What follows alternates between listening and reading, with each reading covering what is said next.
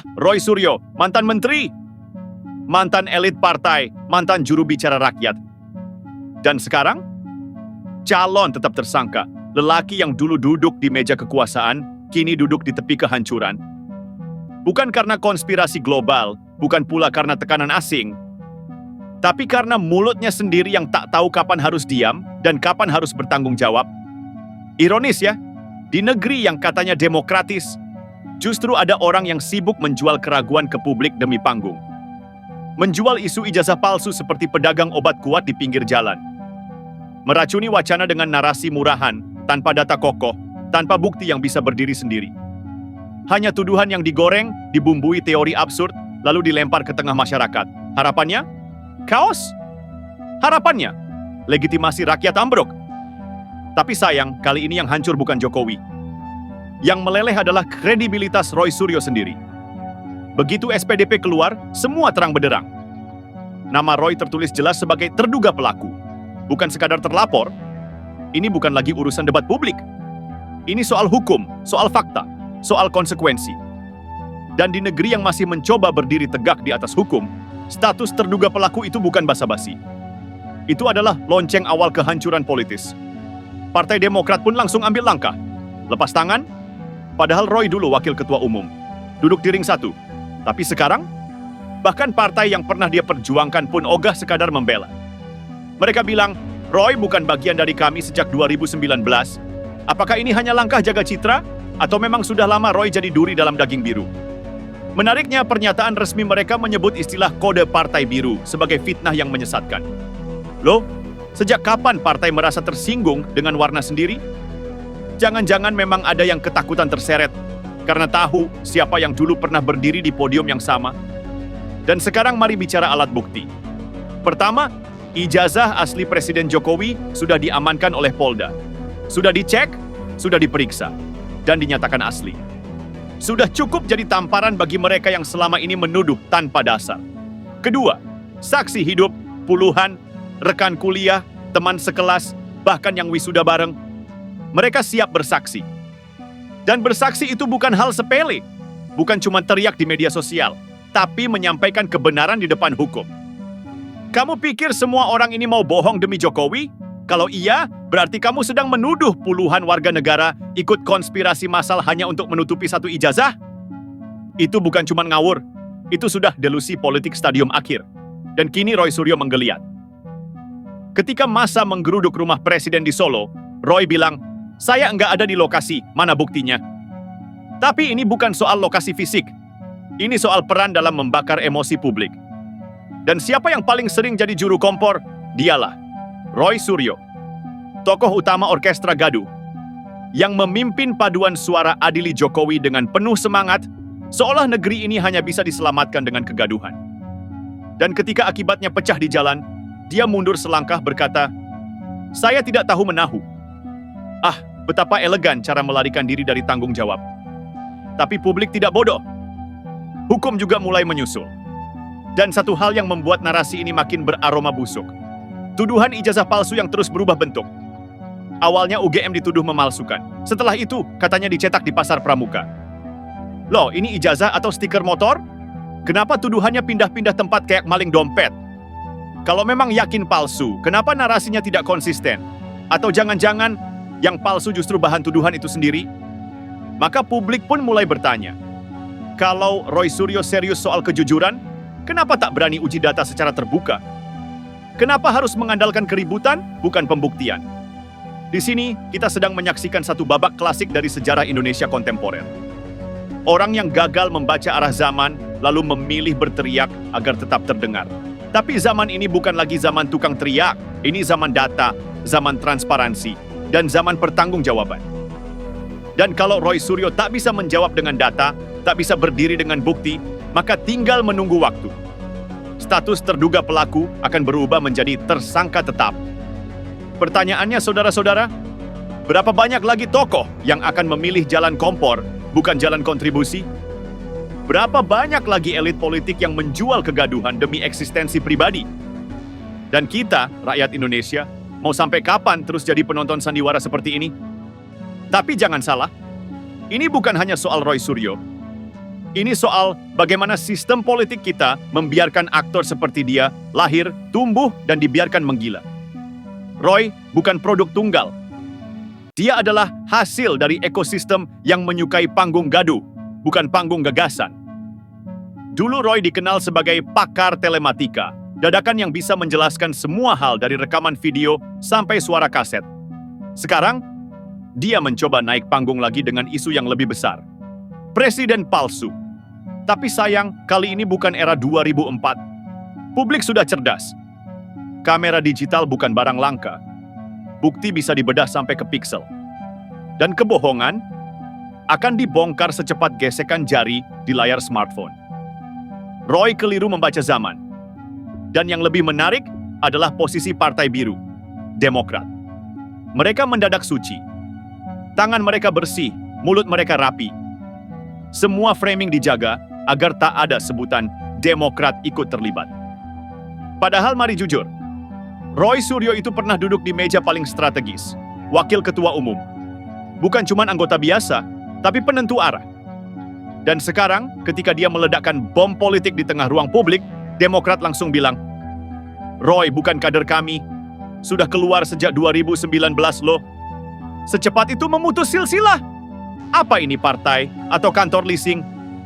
Jika benar, Roy sudah lama dianggap tidak sejalan, kenapa waktu ia teriak-teriak soal ijazah palsu, tak satu pun elit Demokrat bersuara mencegah? Kenapa semua diam saat Roy memantik bara? Jangan-jangan mereka hanya menunggu arah angin. Kalau angin membawa Roy ke posisi heroik, bisa jadi mereka rebutan merangkulnya kembali. Tapi begitu angin berubah jadi badai penyidikan, semua berlomba cuci tangan. Begitulah wajah politik kita. Kalau sedang naik, semua ikut numpang. Kalau jatuh, semua ikut menendang. Kini kita dihadapkan pada pertanyaan geopolitik domestik yang lebih besar. Apakah ini hanya sandiwara lokal atau bagian dari permainan kekuasaan yang lebih dalam? Lihat saja pola-pola narasinya. Pertama, serang legitimasi presiden. Lalu sebar keraguan soal integritas pribadi. Setelah itu bangun framing rakyat dikhianati. Dari situ muncullah simpati publik. Dan siapa yang siap menampung simpati ini? Pihak-pihak yang sedang bangun poros baru menuju 2029. Ya, ini bukan hanya soal ijazah. Ini soal positioning, soal siapa yang bisa menguasai wacana dan menggiring opini publik. Roy Suryo hanya pion, tapi pion yang cukup cerewet. Dan jangan lupa, permainan geopolitik tidak mengenal kasihan. Ia bekerja berdasarkan logika kekuasaan, bukan logika perasaan. Ketika narasi tentang ijazah palsu gagal total, Roy kini berdiri sendirian. Dia ingin menciptakan gelombang, tapi justru tenggelam oleh ombaknya sendiri. Teman seperjuangan satu demi satu memilih diam. Yang dulunya loyal, kini bungkam. Yang dulu teriak bareng, sekarang ngopi di tempat aman. Dan Roy terjebak dalam ruang gema miliknya sendiri. Tapi apakah ini pertanda baik? Belum tentu. Karena selama sistem kita masih memberi ruang pada politisi kompor yang hidup dari kegaduhan, Roy-Roy lain akan terus muncul. Hari ini Roy Suryo, besok mungkin ada tokoh baru. Lebih muda, lebih licin, lebih brutal. Yang siap menyebar hoaks, memainkan emosi rakyat demi satu hal, panggung. Dan bila kita tak waspada, bangsa ini akan terus dipecah oleh mereka yang pandai menciptakan konflik tanpa pernah menawarkan solusi. Maka mari renungkan. Kita mau jadi bangsa yang maju dengan data dan akal sehat, atau bangsa yang terus dikendalikan oleh mikrofon dan fitnah? Kita ingin politik yang membangun peradaban, atau hanya sirkus yang memuaskan dendam pribadi? Lalu, bagaimana dengan Roy? Apa ini ujung karier politiknya? Atau justru awal dari babak baru? Roy sang martir gadungan? Dan lebih penting lagi, kapan bangsa ini berhenti menari di atas panggung kebohongan dan mulai menulis ulang masa depannya dengan nalar, bukan nyinyir? Silakan jawab dalam diam. Atau, kalau kau cukup berani, jawab di depan publik. Roy Suryo adalah simbol dari dunia lama itu, yang percaya bahwa mikrofon bisa menggantikan data, bahwa panggung bisa menggantikan kejujuran. Dan sialnya sistem kita, baik hukum, media, maupun elit, masih memberi tempat pada jenis manusia seperti ini. Maka jangan heran kalau kegaduhan seperti ini terus berulang. Roy bukan kasus pertama. Dan jika bangsa ini tak berbenah, dia jelas bukan yang terakhir. Kita sedang berada dalam pusaran disinformasi yang disponsori oleh kepentingan, dan Roy Suryo hanya satu bidak dalam papan yang jauh lebih besar. Karena mari kita jujur, isu ijazah Jokowi bukan soal keaslian dokumen. Bukan pula soal legalitas administratif, ini adalah upaya sistematis untuk mendelegitimasi kekuasaan dengan cara paling murahan. Memotong akar sejarah seorang presiden. Kalau ijazah saja diragukan, maka semua keputusan presidennya bisa dipertanyakan. Logika ini tidak hanya destruktif, tapi juga berbahaya bagi Republik. Dan jika ini dibiarkan, maka kelak siapapun presiden kita akan selalu ada pihak yang mencoba merobek-robek legitimasi dengan isu serupa. Hari ini ijazah, besok mungkin akta lahir, lusa mungkin rekaman suara masa kecil. Bangsa ini tidak bisa dibangun di atas fitnah. Ia hanya bisa maju kalau kita sepakat bahwa kebenaran faktual harus lebih kuat dari sensasi emosional. Dan mari bicara soal geopolitik. Apa hubungannya Roy Suryo dengan geopolitik? Sederhana, narasi liar seperti ini yang menyerang simbol pemimpin selalu menjadi pintu masuk bagi kekuatan eksternal yang ingin melihat Indonesia goyah. Negara-negara besar sangat paham satu hal, kalau kau ingin menghancurkan sebuah bangsa, hancurkan dulu kepercayaan rakyatnya terhadap kepemimpinan. Itulah kenapa kampanye delegitimasi seperti ini begitu penting. Bukan bagi rakyat, tapi bagi aktor-aktor bayangan yang ingin melihat Indonesia lelah dan tercerai. Jadi ketika Roy Suryo atau siapapun bermain di isu seperti ini, sadar atau tidak, ia sedang membuka pintu untuk intervensi global. Indonesia menjadi lemah bukan karena serangan luar, tapi karena sabotase dalam negeri. Dan jangan remehkan efek dominonya.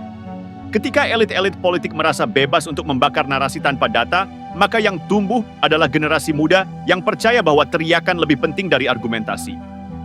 Yang lahir adalah budaya politik jalan pintas, bukan peradaban politik yang berwibawa. Apa yang terjadi dengan Roy Suryo hari ini, status terduga pelaku, seharusnya jadi peringatan nasional. Bahwa kebenaran bisa dibunuh jika bangsa ini terlalu sabar pada kebohongan. Bahwa demokrasi bisa berubah jadi demagogi jika mikrofon diberikan pada mereka yang tidak punya etika. Lalu bagaimana kita melawan ini? Bukan dengan kemarahan, tapi dengan kesadaran kolektif. Dengan membangun sistem politik yang tidak memberi panggung pada penebar hoaks. Dengan menciptakan media yang tak sekadar mengejar klik, tapi mendidik nalar. Dengan aparat hukum yang bekerja cepat, tepat, dan tanpa pandang bulu. Karena kalau sistem masih membiarkan aktor seperti Roy Suryo terus hidup dari provokasi, maka kita sedang menggali kubur demokrasi dengan tangan sendiri. Maka sekarang kita tanya, apakah Roy akan dihukum? Mungkin. Apakah dia akan berhenti? Belum tentu. Apakah bangsa ini akan belajar dari kasus ini? Itu yang paling penting. Karena sekali lagi, Roy hanya gejala.